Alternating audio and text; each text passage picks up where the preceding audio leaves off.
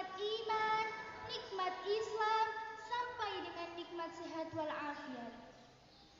Sebagai rasa cinta kita, rasa syukur kita kepada baginda Muhammad sallallahu alaihi wasallam, marilah kita bersama-sama melantunkan salawat kepada beliau dengan mengucapkan Allahumma salli ala Sayyidina Muhammad. Semoga kita mendapatkan syafaatnya di yaumil qiyamah nanti. Amin amin ya rabbal alamin. Teman-teman, kita sudah diberikan begitu banyak nikmat oleh Allah Subhanahu wa taala. Melalui tangan kita bisa mengambil apa yang kita inginkan. Melalui telinga kita bisa mendengar suara-suara yang indah. Melalui mata kita bisa melihat pemandangan yang indah. Wow, Masya Allah. Dengan kaki kita bisa berjalan, dengan lisan kita bisa mengucapkan apa yang kita inginkan. Dalam pandangan Islam, lisan adalah salah satu anugerah paling besar dari Pencipta. Melalui lisan, manusia dapat berkomunikasi, menyampaikan informasi, dan mengekspresikan perasaannya. Namun, lisan juga bisa menjadi salah satu bencana besar apabila tidak dijaga dengan baik. Oleh karena itu, kita perlu menjaga lisan kita agar terhindar dari ucapan yang buruk. Karena apa? Allah Subhanahu wa taala sangat membenci orang-orang yang berucap buruk. Tahu tidak teman-teman, ucapan yang buruk bisa menyakiti hati orang lain. Ucapan yang buruk bisa menimbulkan kebencian, dan ucapan yang buruk bisa menimbulkan permusuhan. Seperti di dalam ayat Al-Quran dijelaskan dalam surat An-Nisa ayat 148 yang bunyinya A'udzu billahi minasyaitonir rajim. Bismillahirrahmanirrahim. La yuhibbullahu jahra bis-su'i minal qawli illa man dzulima wa kana Allaha sami'an 'alima. Yang artinya, Allah tidak menyukai ucapan buruk dengan terus terang, kecuali ucapan dari orang yang dianiaya. Allah adalah Maha mendengar lagi Maha mengetahui. Setidaknya ada 3 larangan yang dijelaskan dalam ayat tersebut. Yang pertama, larangan berucap buruk. Yang kedua, larangan membicarakan keburukan orang lain. Yang ketiga, larangan membagi orang lain dengan gelar yang buruk.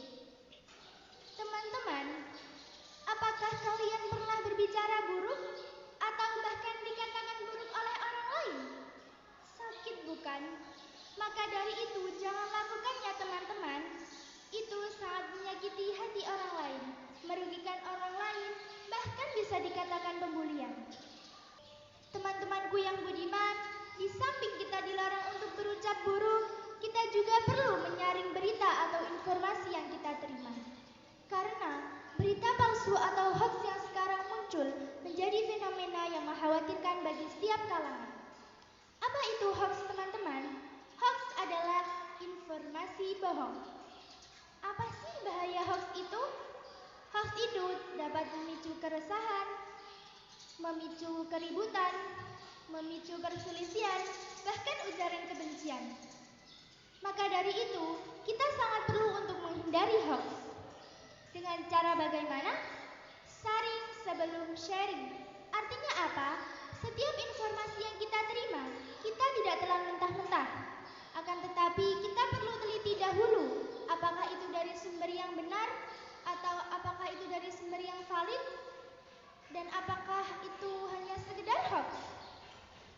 Di dalam ayat Al-Quran dijelaskan dalam surat Al-Hujurat ayat 6 yang bunyinya A'udzu billahi minasyaitonir rajim. Bismillahirrahmanirrahim. Ayyuhalladzina amanu in ja'akum fasiqun binaba'in